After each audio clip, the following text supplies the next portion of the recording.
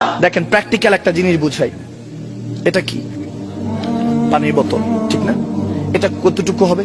এখানে লেখা 500 মিলি, 500 মিলি, 500 মিলি লেখা। যদি পানিটা পুরো ভরা থাকে, আপনাকে যদি বলি যে আপনি এভাবে রাখবেন, হাতের মধ্যে রাখবেন, কিছুক্ষণ রাখার পরে দেখবেন যে না, এটা তো হালকা জিনিস, রাখা যায়। গভীর খেয়াল। এটার ভার এভাবে রাখতে পারবেন, অনেকক্ষণ এভাবে রাখতে রাখতে রাখতে রাখতে দেখবেন যে মিনিট, 2 মিনিট, 5 মিনিট, আধা ঘন্টা রাখতে হবে।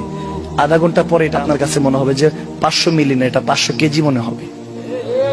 কারণ ভার আর ওজনের বিষয়, পড়াশোনা যারা করে তারা বুঝবে এটার ভার আছে, ওজন আছে।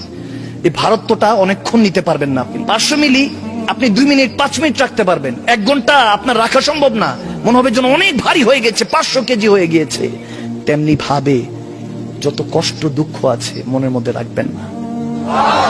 কষ্ট দুঃখ, ডিপ্রেশন, টেনশন, এটা যতক্ষণ রাখবেন ততক্ষণ ভার লাগতে থাকবে। যখন আস্তে করে সামনে কাজ শেষ এভাবে রেখে দিবেন, হালকা হয়ে গেল হাতটা, ঠিক কিনা?